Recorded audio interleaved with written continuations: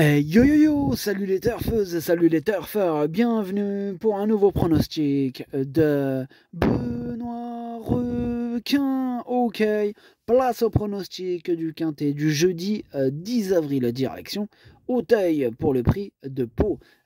3900 mètres, 18 partants, réunion 1, course 1, indice de confiance 1 sur 5. Petit retour sur le quintet de ce mardi, il y a eu du trouble fait à l'arrivée. Cette vidéo, j'attends avant l'arrivée du quintet de ce mercredi et je reviendrai dessus demain. Ok, c'est parti, on commence le pronostic et on commence avec le numéro 1, Kango, et on écoute Mathieu Pitard. Kango, il vient d'effectuer une très bonne rentrée, puisqu'il s'est imposé tout en découvrant la discipline du steeple. Là, jeudi, il revient sur les haies, car bien que devant porter du poids, les conditions de course sont favorables. Bon, il va se présenter en bonne forme, il a déjà bien fait dans cette catégorie, et j'espère le voir terminer dans la bonne combinaison. Il n'y a pas de raison, pourquoi pas. En tout cas, moi, ce numéro 1, il me plaît beaucoup. Moi, je pense qu'il peut faire encore très mal, et je l'ai mis quatrième. On passe au numéro 2, Gold Kikou, et on écoute Gabriel Linders. Gold Kikou, écoutez, alors qu'il découvrait Auteuil, j'ai bien aimé la dernière sortie de Gold Kikou, ponctuée par une 5e place à ce niveau.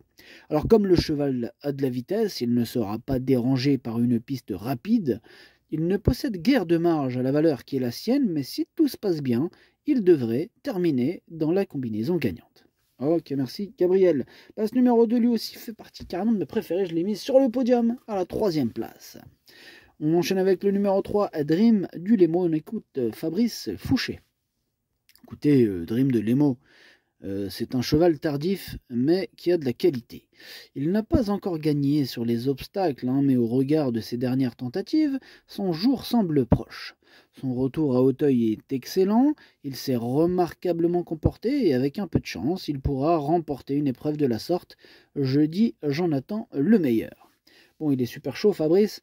D'ailleurs, moi, je le vois bien lutter pour les toutes premières places, ce numéro 3, et je l'ai d'ailleurs mis deuxième dans mon prono. On enchaîne avec le numéro 4, Pompano, et on écoute Mademoiselle Elisabeth Allaire. Ce qui m'embête pour Pompano, c'est que les terrains s'allègent, car c'est un nageur, mais ce qui me rassure, c'est que la course se dispute sur 3900 mètres, et qu'on sait qu'il sera toujours mieux sur plus long. Alors certes, il a 71 kilos, mais les bons chevaux sont toujours les plus chargés dans les handicaps, évidemment. Bon, on va donc voir s'il porte le poids. C'est un cheval régulier, et il est dans sa catégorie. Ouais, il est en plein dans sa catégorie. C'est lui, tout simplement, que j'ai décidé d'installer en tête. C'est lui que je vois remporter ce quintet. Bref, on passe au numéro 5, Robin Hill. Et on écoute Madame Louisa Carberry. Robin Hill est devenu très froid et on s'est fait surprendre à Moulins en fin d'année passée. On a été obligé de le motiver à Angers pour sa rentrée, ce qui lui a fait du bien, car dernièrement à Auteuil, il a su garder sa place et a très bien couru. S'il répète ce qu'il vient de montrer, il peut bien faire. Le terrain rapide devrait lui permettre de mieux voyager. Je pense qu'il vaut une telle course. Ouais, je pense aussi qu'il vaut une telle course. Je l'ai gardé dans mon prono et je l'ai mis à la 5e place. Par contre, le numéro 6, c'est Kuka de Tay. Lui, ce numéro 6, pour le coup, je ne l'ai pas retenu, j'en ai préféré d'autres.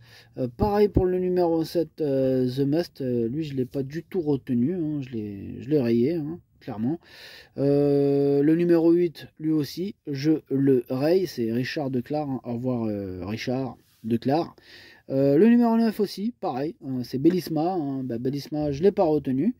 Le numéro 10, Quelle Story, lui non plus je l'ai pas retenu, mais attention, lui je l'ai pas rayé, c'est lui mon gros regret, c'est lui mon cheval de complément en cas de non portant attention possible, cassage en vue.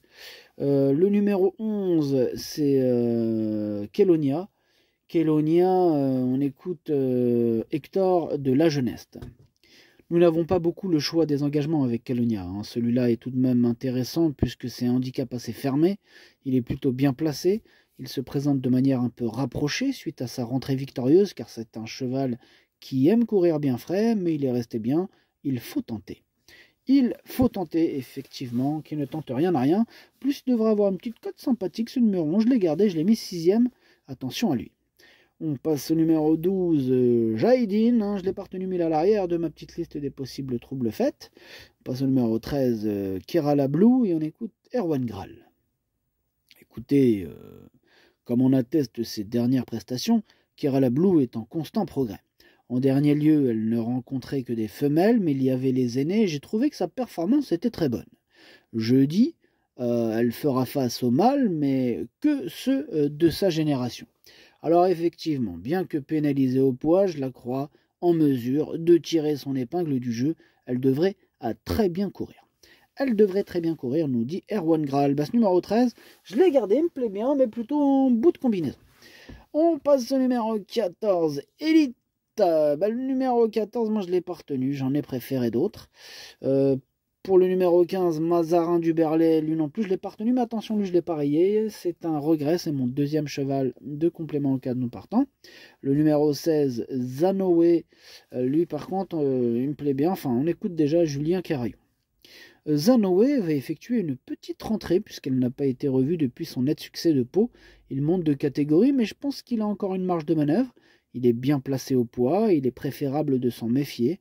L'assèchement du terrain ne devrait pas lui poser de problème. Ok, merci Julien. Mais moi, ce numéro 16, avec son petit poids, je pense qu'il peut garder un petit quelque chose en bout de combinaison. C'est d'ailleurs le classement que je lui attribue. On passe au numéro 17, Célèbre. Le 17, je ne l'ai pas retenu, mais c'est lui le chef et le capitaine de ma petite liste des possibles casseurs de tickets repérés. Et le numéro 18, on termine avec lui, c'est King of Freedom. Lui non plus, je ne l'ai pas retenu, il est en plein milieu de ma petite liste des possibles troubles faits.